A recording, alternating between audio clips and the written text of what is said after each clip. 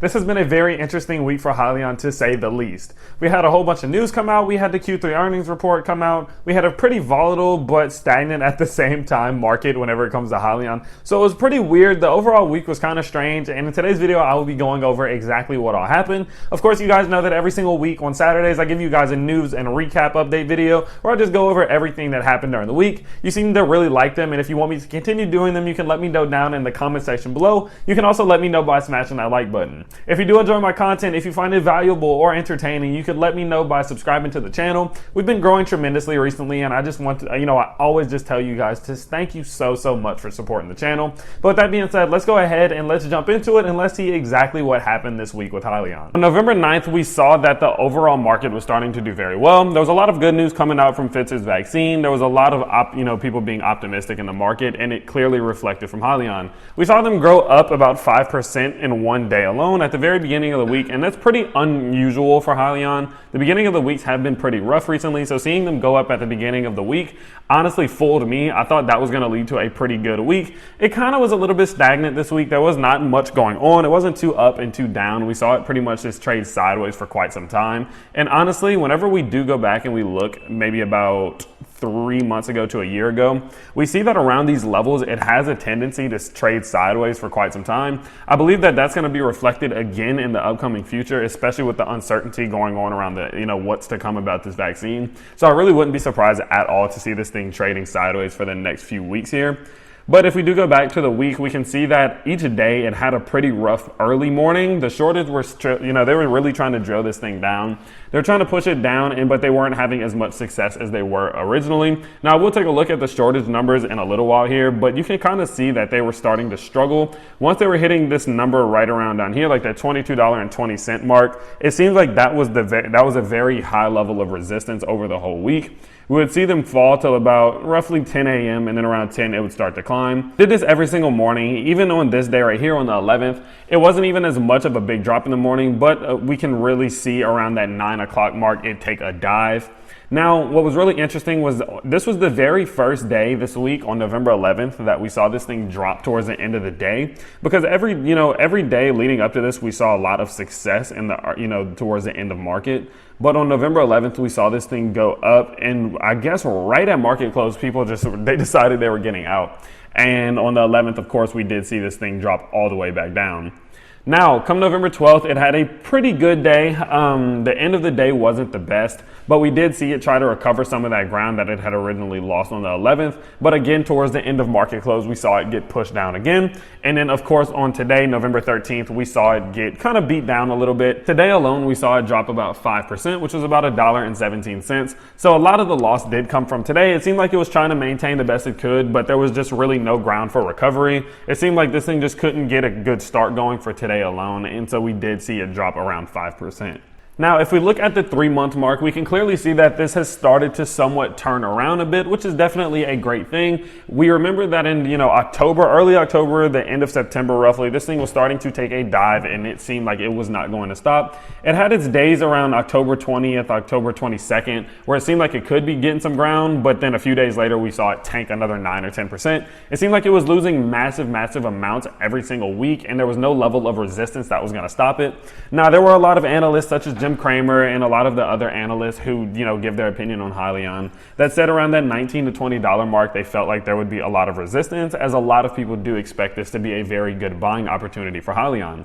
Now, I can't say that I disagree with them. I do still agree that whenever we were seeing this thing up in the 50s, that it was a little bit overvalued. I didn't expect it to drop all the way back down to $18, $19, but I always said that I wouldn't be surprised if it did. Now, I would be really worried if it at any point did drop past this level of resistance here, because if we go back and we look at the 1 year, of course, this was the same little area where we saw a lot of resistance and it didn't go past it. So if we did go through a couple of days where it started to really drop past this $18, $19 resistance level, I would be pretty worried, to say the least. But we have seen it somewhat climb, especially with the announcement of the vaccine. That seemed to do a lot of big things for the overall market. We're starting to see a lot of the shorters get out, and again, that is something I will cover in a few minutes here. But we can see that it's starting to try to recover a bit of the ground that it has lost. Now, how long it will take, how long it might take to go all the way back up in the 40 range, I don't really know. I believe that these levels were a little bit unrealistic, and the fact that it did drop from there, again, it really didn't surprise me. But I do think over the course of time, I think as Hyliion does announce good earnings, and I feel like as they, continue to progress to expand their infrastructure, that we could see these numbers start, maybe reach these numbers sometime towards next year. So like I did mention previously, whenever it comes to the shorted volume, whenever we do take a look at the graph of the last 2 weeks, whenever it comes to the amount of total ratio of shorting to total volume, we can see that the overall shorting has dropped a significant amount over the last 14 days. Now, I will say one thing that I have noticed is that the overall volume has dropped from last week to this week, and so that has played a factor on the amount of shortage that we have seen. But at the end of the day, the ratios are not getting as high as they were last week, and so that does tell me that it's seemingly that the shorters are starting to get out, which could be a very good thing, especially for long-term investors in Hyliion. Whenever we take a look at certain days, such as the 3rd, 4th, and 5th, we saw that the short volume ratio was over 30. And in comparison to these, the days this week, we only saw it go over 30 one time, and that was yesterday, the 12th. And so that does say that the amount of shorters has decreased in the overall volume that the stock has been traded. So even though there has been a drop in the total volume, that doesn't change the fact that the ratio of shorting to non-shorting has dropped too. So that does tell me that if the shorters are starting to be a little bit less successful, they're probably going to find other places to try to short down stocks. The ratios are still pretty high whenever it comes to comparing the short volume ratio to the total volume. I do believe that they will continue to see some success over the next few weeks until they find other stocks to short. I think this has been a bit of a hype train type of thing. Like a lot of shorters in the market just came to Hyliion because so many others were having success. And we all do know that once you start chasing that hype, once you start chasing that success, you're typically not going to get it as much as the first people to start doing something were. And so, at the end of the day, I don't think it's a great thing that they are still having such a high short volume ratio. It's not the highest, but it's not the lowest. But hopefully we do see this thing continue to fall down, because the less people trying to constantly short this stock and push the stock price itself down, I think the long-term investors, it'll be a much more appealing stock to purchase and invest in. And I think as a long-term investor, it will, lead to a lot less anxiety in owning the company. Now, some more news that did come out about Hyliion, obviously what somewhat seemingly caused a lot of the volatility in the market this week, was the announcement of their Q3 2020 earnings. Now, Hyliion did go ahead and announce that they were negative on earnings, which really didn't surprise anyone at all. If we go ahead and we look at their report, Hyliion reported $11.83 million in operating expenses, which equated to an $18.66 million net loss. Now, compared to last year, that is a much higher net loss than over the course of those same 9 months in 2019. Since we could see that last year, the operating expenses were a little bit lower than they were this year, of course, the net income loss was going to be a little bit less last year. Now, this year, there was a lot more facilities going up. They were expanding the infrastructure. So the overall operational costs did increase. And of course, that is going to lead in a higher loss if they are not yet profitable. So this really didn't surprise me, saying that they were a little bit more negative this year than they were last year. Now, we could go ahead and say, well, they were starting to get some Hypertruck ERXs on the market. So realistically, wouldn't that have brought their, their negativity up a bit? I really don't think so. I think that the amount of deals that they got and the amount of Hypertruck ERXs they put on the market wasn't enough to balance out the increase in the infrastructure, the increase of facility usage, and the increase of production that they have, seen over this year. I do think as time goes on and as they do start to really figure out better ways to produce these Hypertruck ERXs, that we will then see those gaps close and the margins close, and then that will then result in hopefully profitability one day.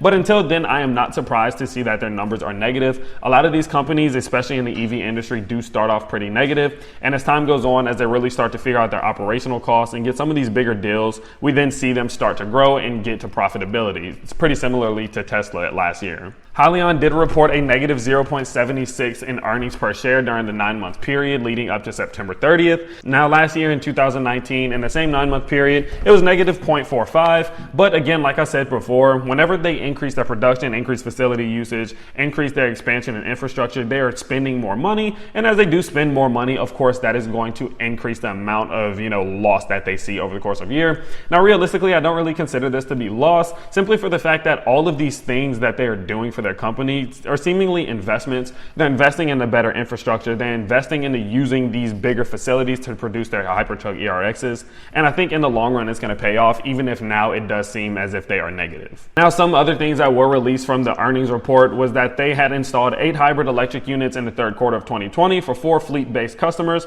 Now, I did talk about this in my last video, so if you do want a little bit more in depth about what exactly that means, you can definitely go check that out. They also did announce that they signed an agreement with FEV North America Incorporated to accelerate commercialization of the Hypertruck ERX. I think that's going to be a very, very big deal. That is another thing I did talk about in my last video where I went over the Q3 earnings. So if you do want more in depth, in more details about what exactly happened in these agreements, definitely go check that video out. Now, pretty much to wrap up the week, we did get a quote from Thomas Healy, the CEO of Hyliion. He said, in the third quarter of 2020, we made progress toward commercialization of our hybrid and Hypertruck ERX solutions for the Class 8 truck market, while also establishing key partnerships. We are experiencing strong interest for our solutions and are utilizing our resources to develop a scaled infrastructure that will be able to support demand from this $800 billion market. Overall, I'm pleased with the progress we have made as we remain on track to meet our product milestones in 2021. So this is the most standout piece of news that we did get all week. I had a little bit of a doubt in my head going into the Q3 earnings report that kind of made me feel like, man, I hope they can really live up to the levels of expectation that they've put on themselves, because they said that they could do all of this. They said that they could do all of these things and get this production level up to a certain amount. But if they were not capable of doing that, then, if they weren't reaching these milestones that they were trying to see, then that could definitely have been an issue, and that would not have been good, especially for the long-term scope of things whenever it comes to Hyliion. So as you can see, it was a very, very interesting week to say the least whenever it comes to Hyliion. Today's video was a little bit different, just the format of it. I was talking like this a little bit less. One thing I was getting from the comment sections where people was like, maybe if you just added the articles a little bit more or showed us the charts that you're talking about and everything, rather than just being a talking head, that'll make the videos a little bit easier to watch, a little bit more enjoyable. So if that is the case, and if you guys do enjoy this format a little bit more, definitely let me know down in the comment section below. I'm willing to change these videos and make the alterations that I need to make the content as best as possible for you guys. But with that being said, again, I have been trying to post once a day, every day, at least 5 or 6 times a week. So if you guys do enjoy the content, if you are loving the channel, you can let me know by either smashing the like button, commenting your feedback. Let me know what you think, and if you are new to the channel, you can subscribe. But with all that being said, I will see you guys in the next video. Peace.